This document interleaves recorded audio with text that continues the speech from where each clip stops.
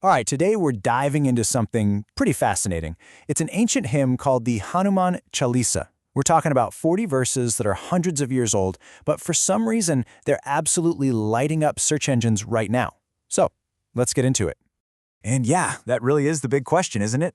Why this specific text? We live in this age of AI, instant everything.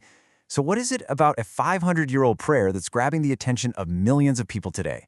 Let's break it down. It really starts with a problem that I think we all feel deep down, just this constant, overwhelming digital noise. Our source suggests that this is exactly why so many people are turning back to these ancient practices. They're looking for real tools to find some clarity, focus, and some inner strength. Now, to really get a handle on the power people find in the Chalisa, we have to go way back to its origin story. And trust me, it's an incredible tale that starts in, of all places, a 16th century prison cell. But first, what exactly is a Chalisa?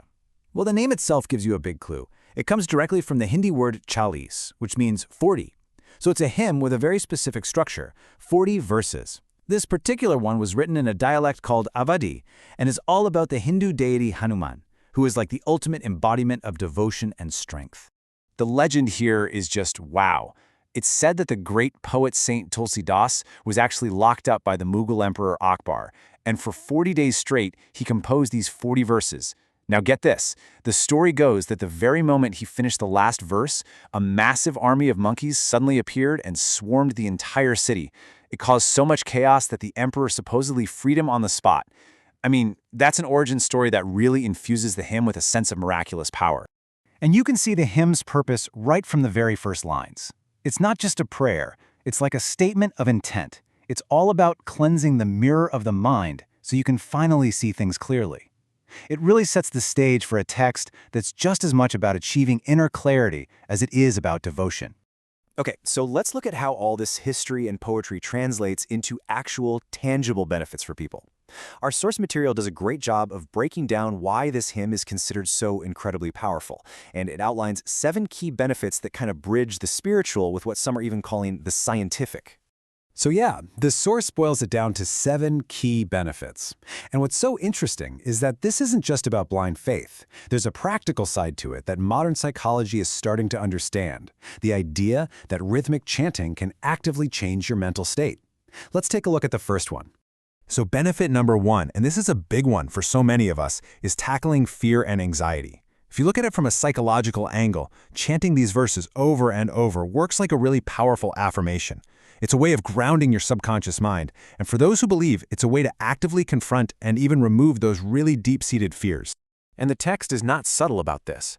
Verse 24 lays it out directly. Now, whether you take evil spirits literally or you see them as a metaphor for your own inner demons, negative thoughts, self-doubt, the intended effect is exactly the same. This verse is designed to build a feeling of real, unshakable courage. All right, benefit number 2 is a boost to your cognitive function. The hymn specifically asks for 3 things. First is bal, which you can think of as resilience, both physical and mental toughness. Second is buddhi, which is your raw intelligence, your ability to process information. And third, there's vidya, which is something deeper. It's the wisdom to know how to apply all that knowledge correctly. It's a really complete, holistic approach to mental sharpness. Okay, so benefits 3 and 4 are really intertwined. On one hand, in Vedic astrology, chanting the Chalisa is believed to protect you from negativity. But then you have the scientific perspective, which is that the act of rhythmic chanting promotes a kind of yogic breathing. This can actually slow your heart rate and improve neuroplasticity, which literally helps your brain build stronger, more disciplined pathways. It's pretty cool how those 2 ideas line up. And the last 3 benefits really round out the picture. It's seen as a spiritual shield, almost like a protective aura. The verses that talk about Hanuman's incredible feats, like leaping across an entire ocean, are meant to inspire this powerful can-do attitude when you're facing your own obstacles.